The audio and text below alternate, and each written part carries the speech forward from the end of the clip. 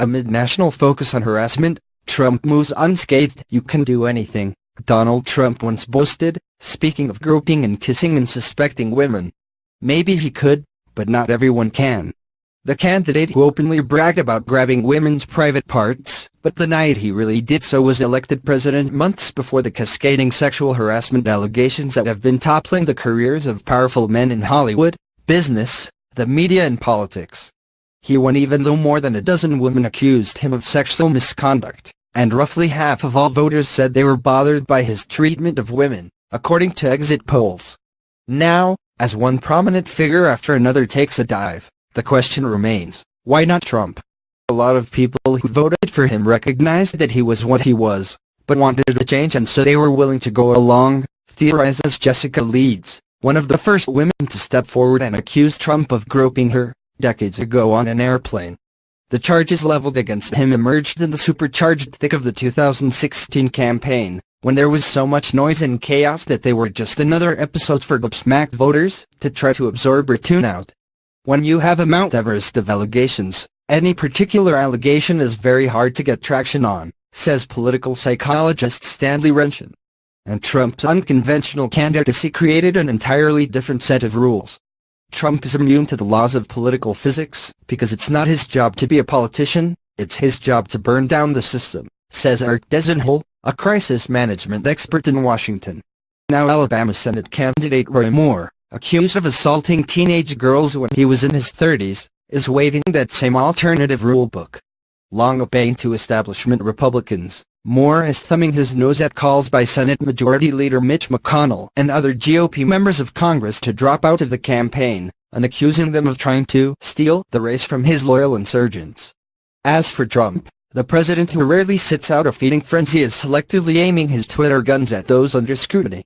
He quickly unloaded on Democrat Al Franken after the Minnesota senator was accused Thursday of forcibly kissing and groping a Fox TV sports correspondent, now a Los Angeles radio anchor, during a 2006 USO tour.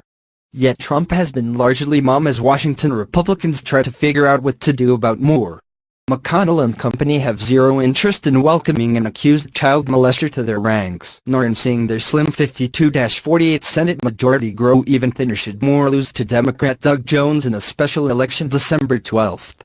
Trump did support moves by the National Republican Party to cut off money for Moore, but he hasn't said whether he still backs Moore's candidacy.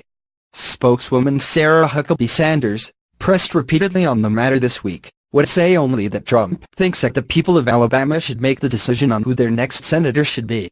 As for the allegations against Moore, Sanders said Trump finds them very troubling. As for Franken, presidential advisor Kellyanne Conway told Fox News that Trump had merely weighed in as he does on the news of the day when jabbing at the senator. But Trump's broadsides at Franken served as an open invitation for critics to revisit his own history of alleged sexual misconduct. Leeds, for her part, called the president the walking definition of hypocrisy. Looked no further than the bipartisan howl that greeted Ivanka Trump's statement this week about Moore for a demonstration of the perilous crosscurrents around Trump on the issue. "There's a special place in hell for people who prey on children," Trump's daughter told the AP, adding that she had no reason to doubt the victims' accounts. She did not call for Moore to leave the race. Liberals and conservatives both pounced. Those on the left noted she had waited a week to chime in and had never given similar credence to the claims of her father's accusers. Some on the right faulted her for buying into unproven accusations. Liberal movie director Rob Reiner tweeted, "Ivanka believes Roy Moore's accusers. But the more than 12 women who accuse her father of sexual abuse are all liars." The difference is? The sexual assault drama is playing out as a painful sequel for Leeds and other women who came forward during the 2016 presidential campaign to accuse Trump of harassment and Moore only to see him elected president anyway.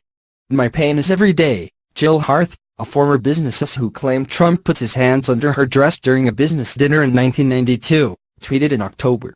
"No one gets it unless it happens to them. No one." It's the same for those who accused former President Bill Clinton of sexual misconduct, their charges once written off as bimbo eruptions. "I am now 73. It never goes away," nurse Juanita Broderick, who accused Clinton of raping her in 1978, tweeted Friday. Allegations of womanizing, extramarital affairs and abuse dogged Clinton over the course of his political life, culminating in his 1998 impeachment and acquittal over his affair with White House intern Monica Lewinsky. He also agreed to an $850,000 settlement with Arkansas state worker Paula Jones, who had accused him of exposing himself and making indecent propositions when he was governor. The settlement included no apology or admission of guilt. Leading feminists and Democratic-leaning groups stayed loyal to him throughout, though some are rethinking that stance now. Even in the current charged environment, when every new allegation can produce screaming headlines, Trump may well be able to go his own way and take a hands-off approach to more. Trump's base likes him when he's gratuitously ornery, insulting war heroes, Gold Star families and the disabled have all been good for him, so what does he gain by strongly opining on more? Asks doesn't help. Nothing that I can see. So as a guideline, he doesn't need to do all that much.